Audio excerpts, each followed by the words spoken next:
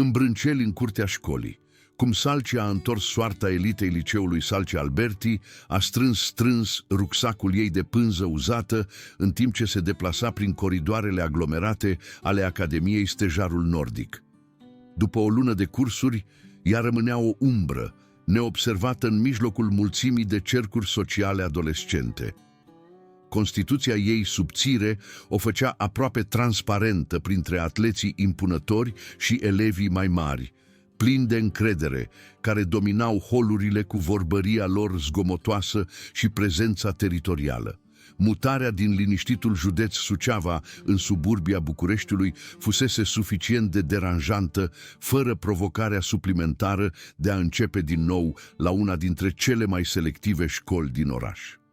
Maniera modestă a Salciei și îmbrăcămintea de mâna a doua o etichetaseră ca pe o străină care nu se potrivea cu imaginea sofisticată pe care o proiecta Academia Stejarul Nordic.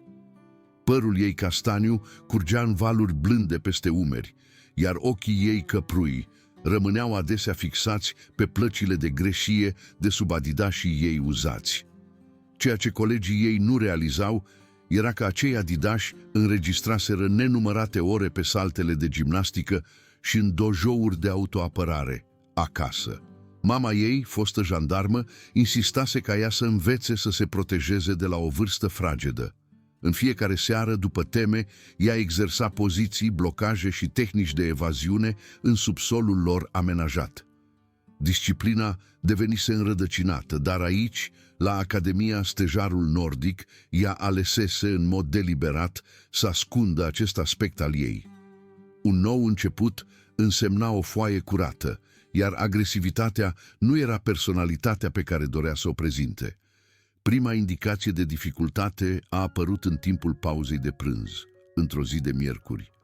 Salcia își asigurase un loc retras la o masă din cantină, sperând să-și termine salata și să revizuiască notițele pentru ora de biologie. Camera spațioasă pulsa de vorbărie, zgomotul farfuriilor și izbucnirile sporadice de râs de la mesele proeminente de lângă ferestre. Aproape terminase de mâncat netulburată, când o siluetă a căzut peste caietul ei. Ei bine, ce avem noi aici?" Vocea aparținea Cameliei Horia, o brunetă izbitoare a cărei avere de familie îi asigurase o poziție în vârful ordinii sociale a Academiei Stejarul Nordic. Părul ei coafat impecabil reflecta luminile de deasupra, în timp ce o examina pe Salcia cu privirea calculată a unui prădător care își evaluează prada.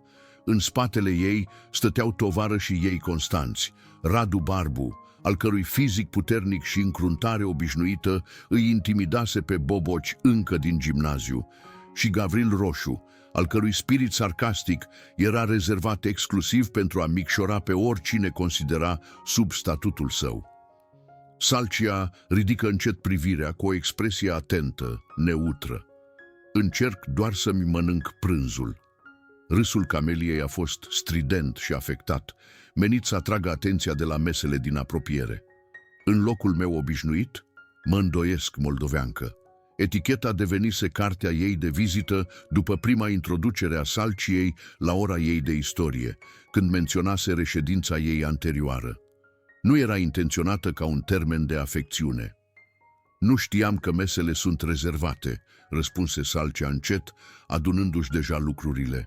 Ultimul lucru pe care și-l dorea era o confruntare, mai ales nu cu jumătate din cantină, începând să observe schimbul cu o curiozitate abia disimulată.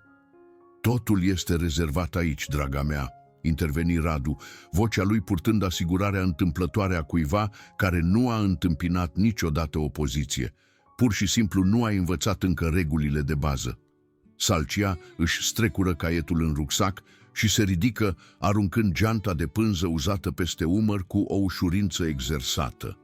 În timp ce se îndepărta de masă, piciorul lui Gavril se întinse, prinzându-i glezna. Se împiedică înainte, notițele ei de biologie împrăștiindu-se pe podeaua cu gresie ca niște confeti supradimensionate. Cantina izbucni în chicote împrăștiate și șoapte țintite. Ups, spuse Gavril cu o preocupare prefăcută, fără a face niciun efort să o ajute, în timp ce Salcia căzu în genunchi pentru a recupera hârtiile. Ai grijă acolo, moldoveancă. Aceste podele pot fi perfide. Căldura îi înroși obrajii Salciei, în timp ce se grăbea să-și adune notițele, conștient acu de zecile de ochi care îi observau umilința. Degetele o mâncau să apuce piciorul întins al lui Gavril și să demonstreze exact ce ar putea realiza 10 ani de antrenament de gimnastică, dar se forță să respire adânc și să rămână concentrată asupra sarcinii imediate. Nu era momentul sau locul potrivit. Rare ori părea să fie. Din acea zi înainte, holurile Academiei Stejarul Nordic au devenit un șir de cruzimi deliberate. Grupul Cameliei părea să posede o abilitate stranie de a apărea ori de câte ori Salcia era cea mai vulnerabilă. O îmbulzeau la dulap, trimițându-i cărțile în cascadă pe pământ. Făceau remarci audibile despre îmbrăcămintea ei pe măsură ce trecea, vocile lor fiind ridicate perfect pentru a fi auzite fără a suna intenționat crud pentru orice profesor supraveghetor. Profesorii fie nu observau, fie alegeau să nu intervină, presupunând poate că dinamica socială adolescentă se va rezolva singură, fără intervenție administrativă. Hărțuirea a escaladat treptat, fiecare incident fiind ușor mai sever decât precedentul. În timpul orei de educație fizică, adidașii Salciei au dispărut în mod misterios din dulapul ei, forțând-o să participe la fotbal, purtând bocancii ei grei de drumeție. Privirea dezaprobatoare a instructorului și chicotele clasei se simțeau ca șmirghel pe nervii ei deja sensibili. În centrul media se întorcea de la toaletă pentru a descoperi că lucrările ei de cercetare compilate cu atenție erau amestecate cu gunoi, obligând-o să înceapă din nou, în timp ce grupul Cameliei observa de la o masă din apropiere cu veselie abia disimulată. De-a lungul tuturor, Salcia și-a menținut calmul. Se asigură că va trece, că bătăușii se plictisesc când țintele lor nu reacționează. Vocea mamei ei răsuna în memoria ei în timpul celor mai dificile momente. Lupta este o ultimă soluție, draga mea. Uneori, cel mai curajos lucru pe care îl poți face este să pleci. Plecase de atâtea ori încât pierduse numărul, dar hărțuirea a persistat. Singura rază de speranță în experiența ei școlară din ce în ce mai neplăcută era Nicu Verde, un elev rezervat care era voluntar în centrul media în timpul pauzei de prânz. Avea ochi albaștri blânzi în spatele ochelarilor dreptunghiulari și un zâmbet neforțat care nu părea niciodată artificial sau calculat ca atât de mulți pe care îi întâlnea pe holurile Academiei Stejarul Nordic. Legaseră o prietenie timidă prin cărți comune și conversații în șoaptă între rafturi și pentru prima dată de când a sosit în București, Salcia simțea că ar putea aparține cu adevărat undeva. Nicu era tot ceea ce grupul Cameliei nu era, autentic, atent și complet neinteresat de jocurile sociale care dominau viața adolescentă. Asculta când vorbea despre dorul de dealurile ondulate ale Sucevei și îi păsa cu adevărat de gândurile ei despre romanele pe care le discutau în timpul întâlnirilor lor din centrul media. Salcia a început să aștepte cu nerăbdare acele pauze de prânz cu o intensitate care o surprindea și a început să spere că poate Academia Stejarul Nordic nu va fi catastrofa completă de care se temuse inițial. Acea speranță a fost spulberată într-o după-amiază de marți, la sfârșitul lunii noiembrie. Salcia se îndrepta spre dulapul ei după ora de istorie când l-a observat pe Nicu lângă scara principală, cu brațele încărcate cu cărți pe care le returna la centrul media. Fața lui s-a luminat când a văzut-o apropiindu-se și a ridicat o mână într-un salut care i-a făcut inima să fluture într-un mod pe care nu era încă pregătită să-l recunoască prea îndeaproape. Era pe cale să strige un salut când Camelia s-a materializat lângă Nicu ca o furtună perfect stilizată. Ei bine, dacă nu este tocilarul centrului media, a anunțat ea suficient de tare pentru a atrage atenția elevilor care treceau în ambele direcții. Nu-mi spune că ești prieten cu micul nostru refugiat moldovean. Zâmbetul lui Nicu a șovăit în timp ce se întorcea cu fața la Camelia, confuzia fiind evidentă în expresia lui. Îmi pare rău, ne cunoaștem. Toată lumea cunoaște pe toată lumea aici, spuse Radu, apărând pe cealaltă parte a lui Nicu cu coordonarea exersată a unui prădător experimentat.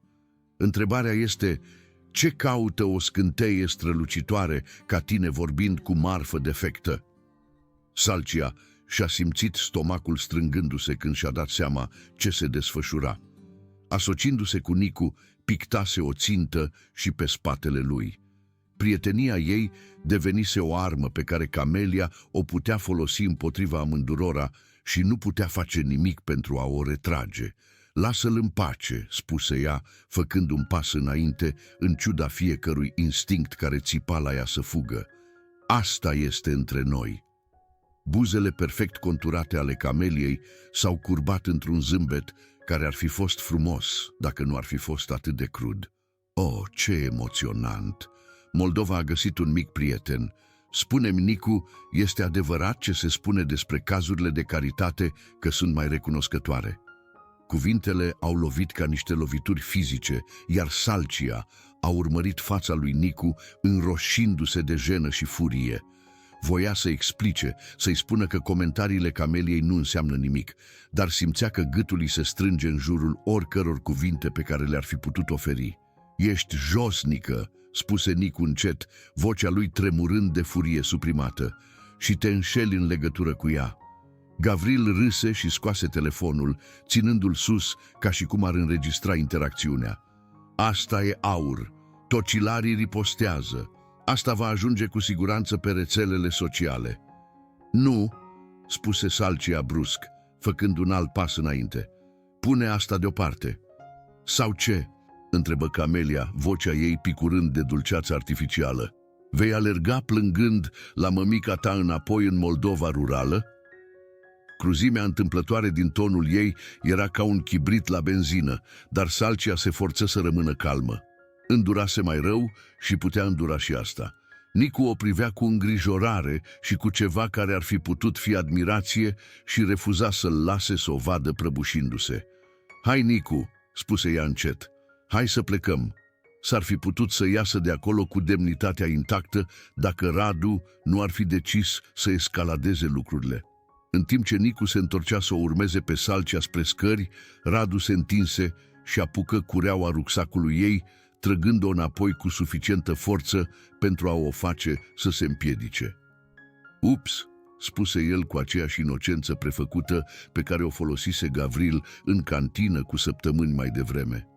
Nu te-am văzut acolo. Dar de data aceasta, strânsoarea lui pe curea nu s-a slăbit când Salcia a încercat să se îndepărteze. În schimb, a tras mai tare, folosindu-și propriul impuls împotriva ei, în timp ce începea să cadă înapoi spre treptele de beton. Timpul părea să încetinească în timp ce Salcia își dădea seama ce se întâmpla. Rucsacul ei, greu de cărți și rechizite, era folosit pentru a o trage în jos pe o scară care ar duce aproape sigur la răniri grave.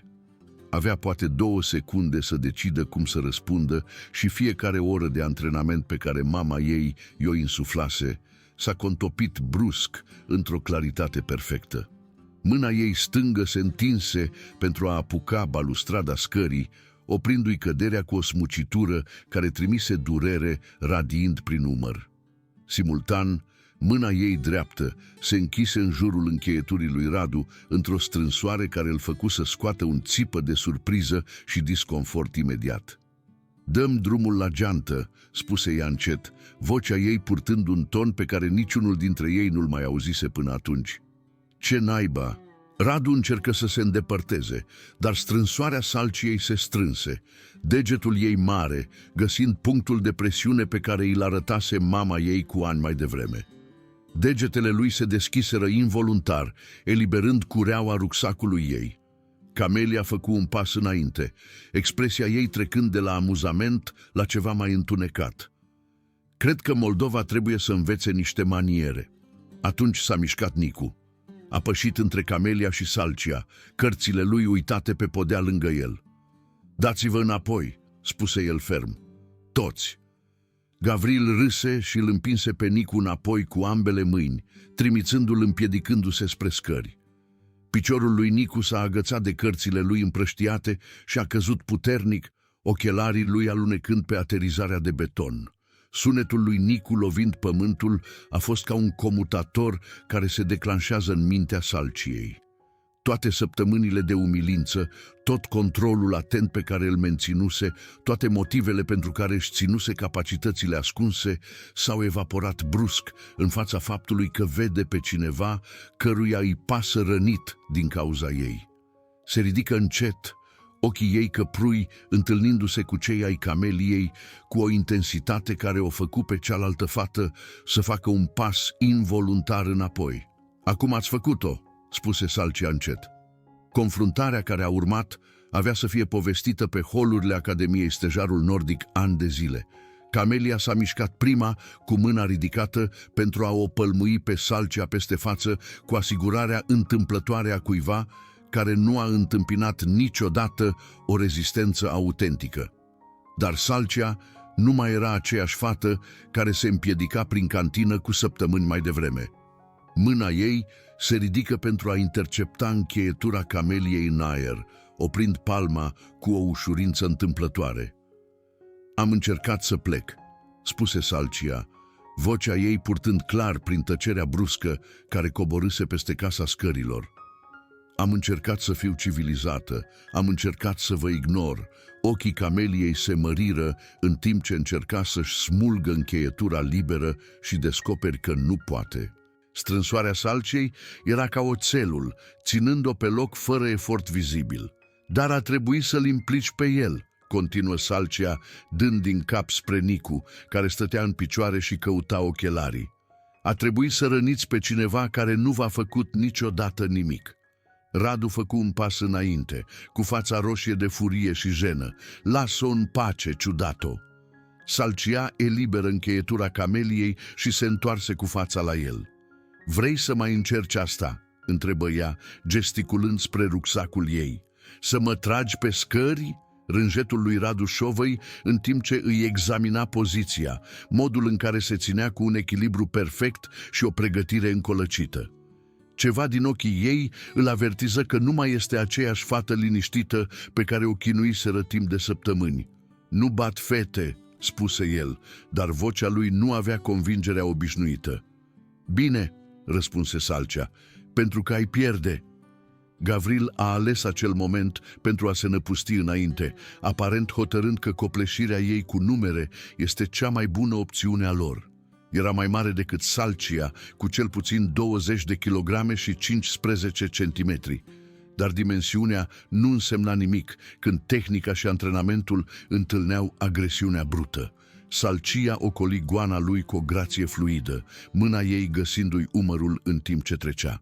O simplă redirecționare l-a trimis împiedicându-se în peretele de lângă scării, unde s-a ciocnit suficient de puternic pentru a disloca posterele inspiraționale care atârnau acolo. "Gav!" țipă Camelia, dar preocuparea ei se transformă rapid în furie când își dădu seama că Salcia făcuse ca grupul ei să arate prost în fața mulțimii, crescânde de elevi care se adunaseră să urmărească confruntarea. Se aruncă asupra Salciei cu lovituri sălbatice și pumni de păr, luptând ca cineva care nu fusese niciodată învățat o tehnică adecvată. Salcia îi prinse cu ușurință mâinile, o învârti și aplică suficientă presiune asupra unui grup de nervi din umărul ei pentru a o face să gâfâie și să se împiedice. "Oprește-te," spuse Salcia ferm. "Te faci de râs." Dar Radu și-a revenit din șocul inițial și avansa din nou, de data aceasta cu o expresie calculată care sugera că o ia în serios. Salcia îl privi apropiindu-se cu calmul detașat pe care îl insuflase mama ei în timpul nenumăratelor sesiuni de sparring. Când a aruncat prima lovitură, a alunecat-o cu o mișcare minimă și a contracarat cu o lovitură precisă în diafragma lui, care l-a îndoit peste gâfâind. Urmărirea ei a fost o măturare controlată care l-a pus cu fața în jos, fără a provoca daune de durată. Întreaga secvență durase mai puțin de 8 secunde. Gavril se ridică de lângă perete și începu să avanseze din nou, dar se opri când Salcia îl fixă cu o privire care promitea un tratament similar. Zâmbetul încrezător pe care îl purtase timp de săptămâni nu mai era nicăieri de văzut. "Mai vrea cineva să încerce să-mi tragă rucsacul pe scări?" întrebă Salcia, vocea ei purtând la fiecare elev care privea de pe holurile de sus și de jos. Tăcerea s-a întins pe mai multe bătăi de inimă înainte ca Camelia să vorbească, vocea ei tremurând de furie și ceva care ar fi putut fi frică. "Asta nu s-a terminat." Salcia se apropie de locul unde Nicu încă stătea așezat, găsindu-și în cele din urmă ochelarii. Își întinse mâna pentru a-l ajuta să se ridice, iar vocea ei era blândă când i-a vorbit. "Ești bine?" Nicu dădu din cap, își puse ochelarii înapoi și acceptă ajutorul ei pentru a se ridica. "A fost uimitor," spuse el încet. "De unde ai învățat să te lupți așa?" "Mama mea," răspunse Salcia, ținându-și vocea suficient de joasă încât doar el să poată auzi. "A vrut să fiu capabilă să mă protejez." Se întoarse cu fața la grupul Cameliei, toți privindu-o acum cu expresii care variau de la șoc la respect nemulțumit. Radu încă stătea pe podea, aparent fără grabă, să se ridice și să riște o altă demonstrație a capacităților ei. "Iată cum va funcționa," anunță Salcia, vocea ei purtând clar prin casa scărilor. "Mă veți lăsa în pace, îl veți lăsa pe Nicu în pace. Veți găsi ceva mai bun de făcut cu timpul vostru decât să faceți alți oameni nefericiți." Fața Cameliei era înroșită de umilință și furie, dar nu făcu nicio mișcare pentru a continua lupta. "Crezi că ești atât de dură?" scuipă ea. "Crezi că asta schimbă ceva?" Salcia își ridică rucsacul și îl aruncă peste umăr cu o ușurință exersată. "Cred că schimbă totul," spuse ea calm. "Întrebarea este dacă sunteți suficient de deștepți pentru a învăța din asta." Ar fi putut să-și apese avantajul, ar fi putut să-i facă să-și ceară scuze sau să-și recunoască public înfrângerea. Vechea Salcie, cea care petrecuse săptămâni înghițindu-și mândria și îndepărtându-se de confruntări, ar fi putut fi tentată să-i facă să sufere așa cum o făcuseră ei să sufere. Dar, în timp ce se uita la Radu, străduindu-se să-și recapete respirația și la ochii plini de lacrimi ai Cameliei, și-a dat seama că răzbunarea nu era ceea ce își dorea. Voia pace, respect și libertatea de a merge la școală fără să se uite constant peste umăr. "Hai," îi spuse ea lui Nicu, oferindu-i brațul pentru sprijin. "Hai să ieșim de aici." În timp ce se îndepărtau împreună, mulțimea de elevi se despărți ca apa, conversațiile lor șoptite urmând în urma lor. Salcia putea auzi fragmente de comentarii uimite și speculații despre ceea ce tocmai fuseseră martori, dar a descoperit că nu-i mai păsa ce cred ei. Săptămânile care au urmat au adus exact genul de schimbare pe care Salcia îl sperase. Grupul Cameliei încă controla colțul lor din ierarhia socială a Academiei Stejarul Nordic, dar îi acorda un spațiu larg pe holuri. Cruzimea deliberată care îi definise prima lună la școală s-a evaporat peste noapte, înlocuită de un respect nemulțumit pe care l-a găsit mult mai agreabil decât frica. Alți elevi au început să se apropie de ea în moduri în care nu o mai făcuseră până acum. Unii voiau să știe de unde învățase să se lupte, alții pur și simplu voiau să fie asociați cu cineva care se ridicase împotriva intangibilei Camelia Horia. Salcia a fost politicoasă, dar selectivă în ceea ce privește prieteniile pe care le-a cultivat, învățând că popularitatea de dragul ei nu merită urmărită. Nicu a devenit o prezență constantă în rutina ei zilnică, întâlnirile lor de prânz din centrul media, extinzându-se în sesiuni de studiu și conversații extinse despre orice, de la literatură la planurile lor de viitor. Incidentul de pe scări schimbase ceva între ei, forjând o legătură construită pe respect reciproc și înțelegere care era mai profundă decât infatuarea adolescentă. La 2 săptămâni după confruntare, Radu s-a apropiat de dulapul ei între ore. Salcia se încordă automat, dar postura lui sugera supunere mai degrabă decât agresivitate. „Hei!" spuse el încet, aruncând o privire în jur pentru a se asigura că nimeni din mulțimea lui obișnuită nu era la auzul. „Am vrut să... Adică, ce s-a întâmplat în ziua aia?" Salcia așteptă cu răbdare ca el să-și găsească cuvintele, recunoscând dificultatea a ceea ce încerca să facă. „Am greșit," spuse el în cele din urmă. „Am greșit. Îmi pare rău." Scuzele au fost simple și clar sincere, lipsite de oricare dintre justificările sau scuzele elaborate pe care le-ar fi putut anticipa. Salcia îi studie fața pentru semne de înșelăciune sau manipulare, dar nu găsi decât regret autentic. „Mulțumesc," spuse ea simplu. „Asta înseamnă mult." Radu dădu din cap și începu să plece, apoi se întoarse cu ceva asemănător cu curiozitatea în expresia lui. „Pot să te întreb ceva?" „Sigur." „Când ți-am apucat rucsacul în ziua aia, când ai fi putut să mă rănești cu adevărat? De ce nu ai făcut-o?" Salcia luă în serios întrebarea înainte de a răspunde. „Pentru că dacă te răneam, nu m-aș fi simțit mai bine," spuse ea. „Și pentru că a deveni un bătăuș nu este același lucru cu a te ridica împotriva bătăușilor." Radu absorbi asta cu o expresie gânditoare, apoi dădu din cap încet. „Nu m-am uitat niciodată la asta așa." Plecă fără să mai spună un cuvânt, dar Salcia observă că interacțiunile lui cu alți elevi au devenit vizibil mai blânde în zilele care au urmat. Văzuse același model cu Gavril, care își schimbase remarcele sarcastice cu o politețe aproape apologetică, ceea ce sugera că lecția ei rezonase dincolo de doar conflictul lor specific. Camelia a rămas rezistența, menținându-și distanța glacială și refuzând să recunoască faptul că s-a schimbat ceva. Dar chiar și ea părea să fi învățat ceva din întâlnirea lor, pentru că Salcia nu a mai fost niciodată martoră la țintirea altor elevi vulnerabili, așa cum fusese ea însăși țintită odată. Stând la dulapul ei într-o după-amiază de vineri, 5 luni mai târziu, Salcia reflectă asupra modului în care viața ei se transformase complet din acea zi de pescări. Academia Stejarul Nordic nu se mai simțea ca un teritoriu ostil și își găsise locul printre elevii care valorizau autenticitatea mai presus de poziționarea socială. Nicu apăru lângă ea cu zâmbetul liniștit care devenise una dintre priveliștile ei preferate din lume.